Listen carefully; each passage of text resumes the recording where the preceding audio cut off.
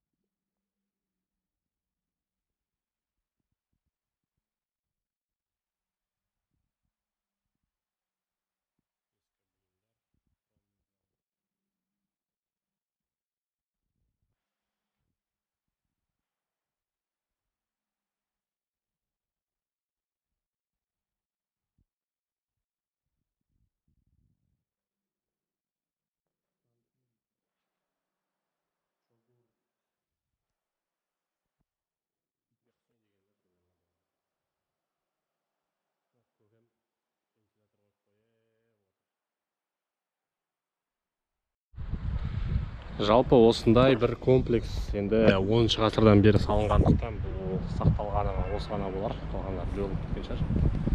Бірақ осыны сақтап әйтеуір қаласында қарап туристік бір зонаға айналдырған әзербайжандықтар молодец десек болады.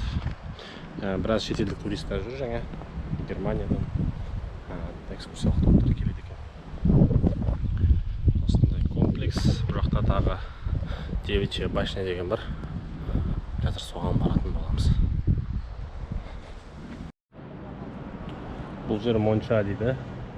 Бұрынғы заманда осы жерде моншаға түспеген екен. Көп сақталған түрі.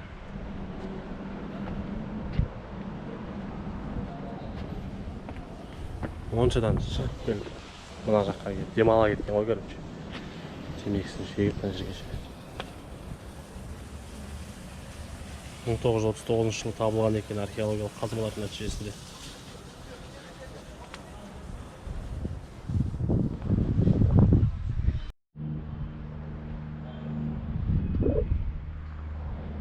Осылай Черешекерден шығып Девичья башня деген комплекске барамыз қазір. Осылай ескі қаланың вайбымен серуендеп жүреміз. Жалпы Бакуде 2,3-2,5 миллион халық бар екен. Жанындағы жаңағы агломерацияларды қосқанда 2,8-ге 3 миллионға да барып қалады. Мен Алматы сияқты.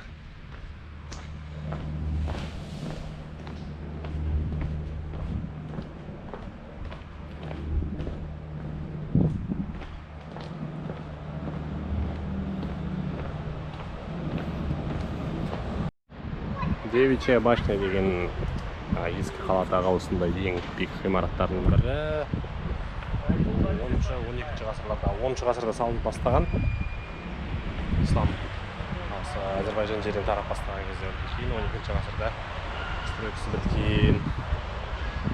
Бұл жерде қаладағы маяк болған, жалпы жарық не істеп тұратын, қалаға шығып тұратын. Кейін уже қала өскен сайын маякты ауыстырып жіберген. Девичья башня деген осы крепость деп айтады ғой, қаланы жау шауып келе жатқан кезде осы жақтан қарайтын болғанда кім келе жатыр деген сияқты. ЮНЕСКО-ның несіне қорына кірген ерекше тарихи ғимарат ретінде.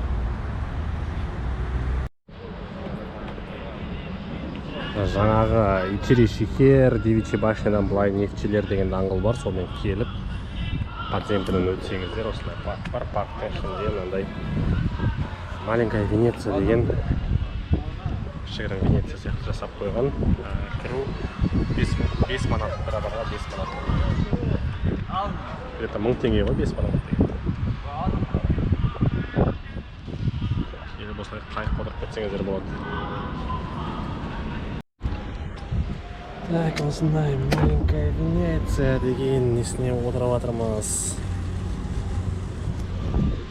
Негізі 3-4 адам отырады екен, бірақ жалғыз отырмыз. Братжан отырды. YouTube.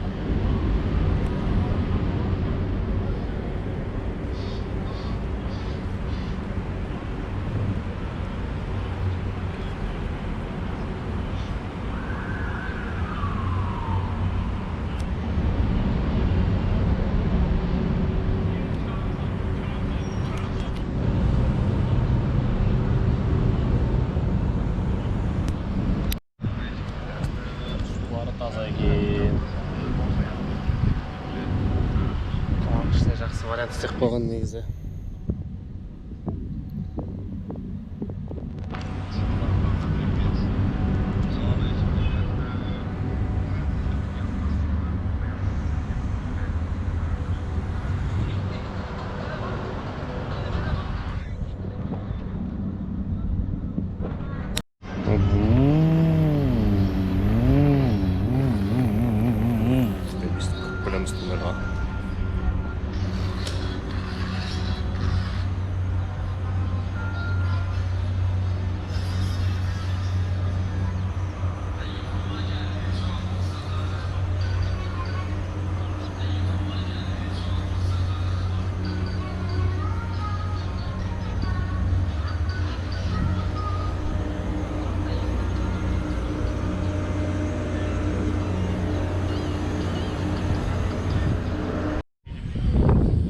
Жеті қабатты торговый центр, әсіресе аты Дениз Молл. Ішінде барлығы бар екен. Ана жақтан набережкадан жаңағы Венеция парктан келіп, осылай кіресіздер. И мынандай вид ашылатын жақтан. Каспий теңізінің жағалауы. Ар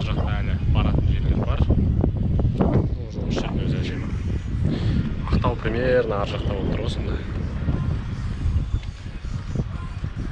Порт қала Баку. Ең ірі портты қала жалпы Кавказдағы ең ірі қала бұл. Осы портпен де біраз ақша жасап отырмыз. Мына торговый центрдан кішігірім түскі асып алғаннан кейін осындай жасыл көгалға шығып бір көлеңкеде демалып аласыздар. Мына жақта пламенные башня деген бар. Бұған ертең барамыз. Так, осындай алаңша и былай қарай Каспий теңізі. Мына жақта колесо обозрения, қазір колесо обозрения барамыз. Жалпы Әзербайжан мұнай мен газға тәуелді ел. Мұнай мен газ бойынша алдыңғы қатарда тұр. Экспорттау бойынша халық басынан сонымен күн көреді. Және де Әзербайжан өзінің халықаралық имиджіне біраз ақша салады. Қазір Формула 1 жарысына дайындық болып жатыр қалада. Одан бөлек Евровидение болған бұл елде. Одан кейін Евровидение бұрында болды енді. Ол жақ Евровидение болған жерге де барамыз ар жақта. И бұл жақта қателеспесем 2000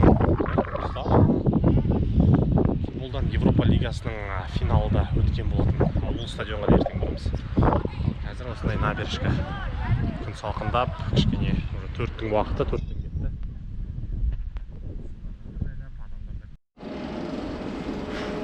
Колесоға отыру 10 манат.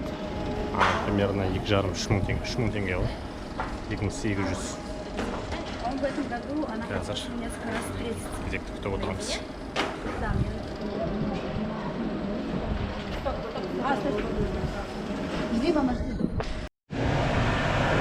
Колесо обозрениенің ішінен осындай жайлап көтеріп келе жатырмыз.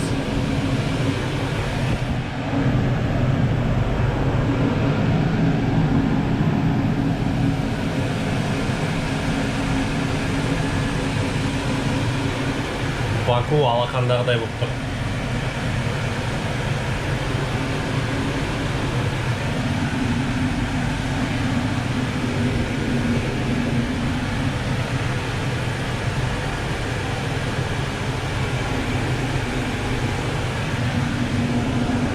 Онандай бір кішкентай островок бар екен.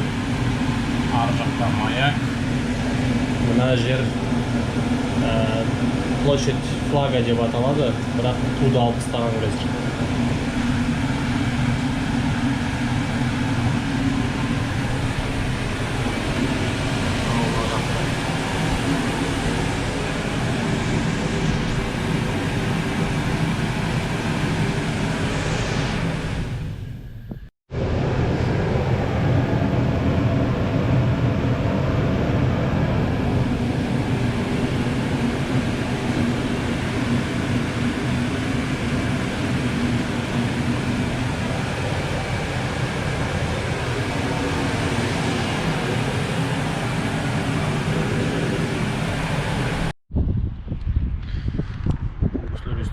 Каспийдің жағасына шығып қалғанға кейін балықты аулатып өсірді.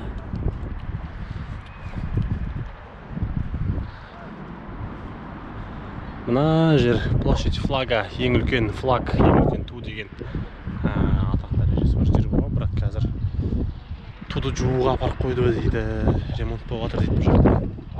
Формула 1-ге дайын алып жатқан жер. Осы туды да бір көруге келген негізі.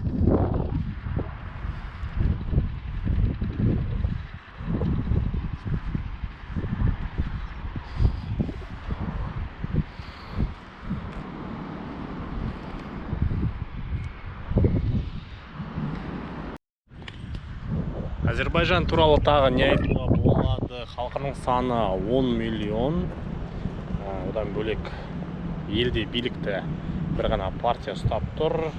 Президент Гейдар Алиев, ол 2003 жылы қайтыс болғаннан кейін Ильхам Алиев баласы тізгінді ұстаған. Содан бері Алиевтер династиясы билікте. Одан бөлек халықтың 90% емес, бұл 100% мұсылман, оның ішінде 90% шиит бағытын ұстанады. Сунниттер өте аз, барлығы шииттер Әзербайжандар. Одан бөлек Әзербайжандардың біразы Ресейде тұрады. Иранның солтүстігін мекендейді. Қазақстанда да Әзербайжан несі бар, диаспорасы бар. Бұдан бөлек Әзербайжан жайлы Муслим Магомаев деген әншілер бар, Кеңес одағына аты шыққан. Бұл кісілер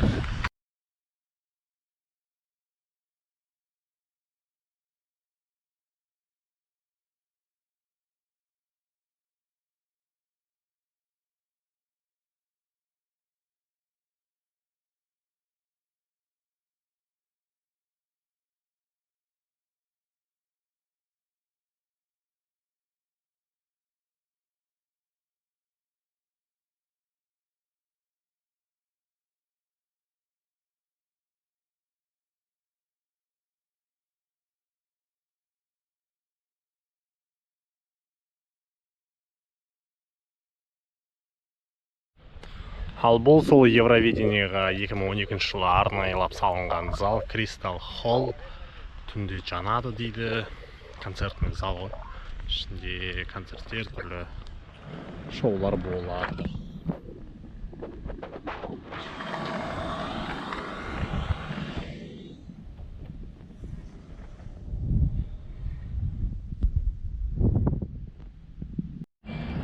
Түнде жанып тұрған башня пламени. Пламенная башня моя, Азербайжан туы.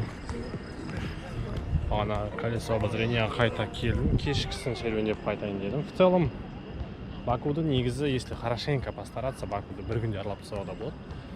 Енді мен асықпай демалып. Ертең енді баратын бір 3-4 жер бар. Сол жерлерге барамыз. Сонымен 2 күндік Бакудегі трип аяқталады. Бүгін мына көшеден шығып, жолдың бойымен Ичери-Шехирға шейін жетіп алдым да, сол Ичери-Шехирдан шығып, былай айналып, набережкамен келіп, ана жақта маленький Венецияға барып, мына жерден Денис Молға кіріп, осылай аралап шыққан болатын.